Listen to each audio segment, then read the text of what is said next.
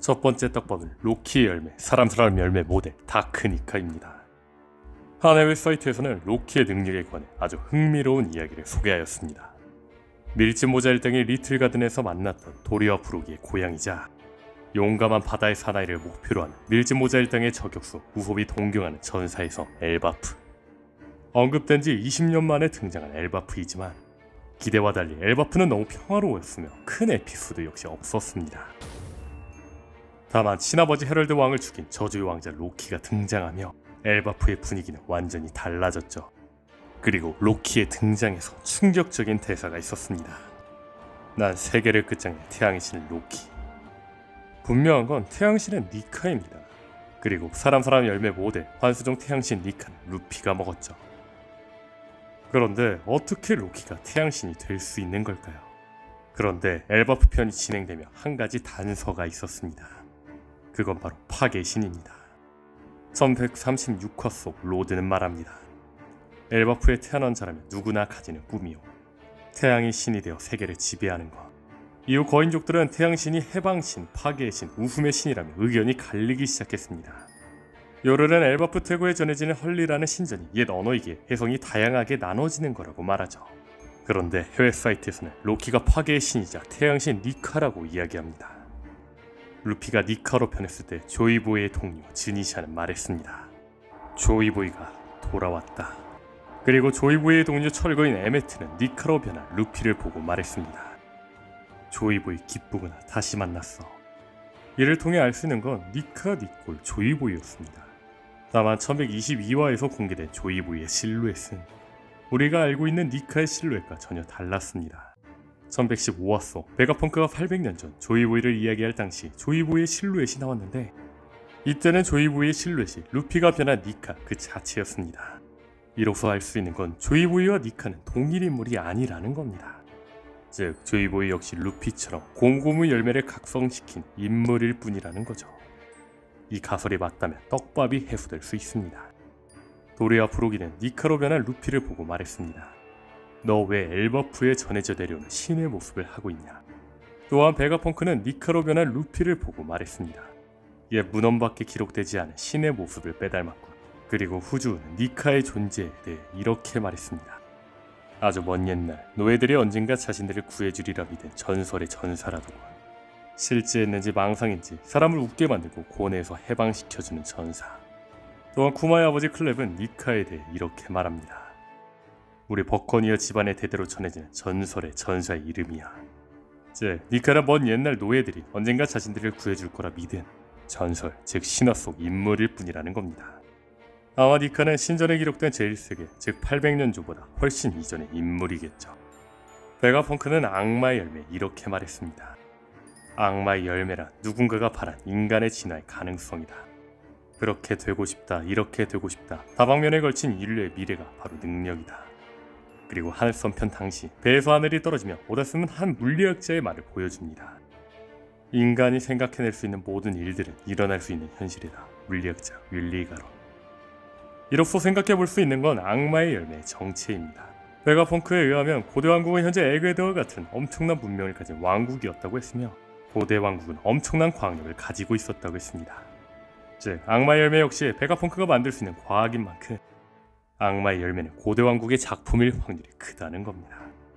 다시 말해 니카의 능력은 태양신 니카라는 전설을 보고 만든 악마의 능력이라는 겁니다.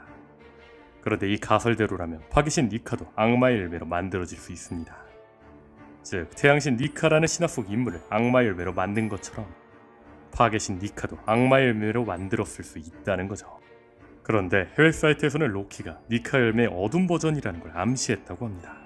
루피가 처음 니카로 변했을 당시 루피의 모습은 머리를 잡고 웃는 모습이었습니다. 그리고 로키의 과거 모습은 니카처럼 머리를 잡고 웃는 모습이 나왔었죠. 니카의 흰색과 대비되는 검은색으로 말이죠. 더 나아가 니카를 파괴신이라 생각한 아이의 두려움으로 만들어진 니카는 우리가 알고 있는 니카가 아닌 말 그대로 다크니카였죠. 분명한 건 니카를 본 사람들은 루피를 보며 하얀 모습이라고 강조하였습니다. 자신들이 생각한 태양신 니카는 흰 모습으로, 검은 니카 로키는 구원자가 아니라고 확신하는 모습처럼 말이죠. 게다가 또 하나 생각해볼 건 선역일고로 추정되는 로키어도 일단은 루피와 대결할 겁니다. 다만 낙뢰를 만드는 로키의 망치 나그니르는 고무인간 루피에게 통하지 않습니다. 즉 루피와 로키의 본격적인 대결은 흰 니카, 검은 니카의 대결로 나오지 않을 거라는 거죠.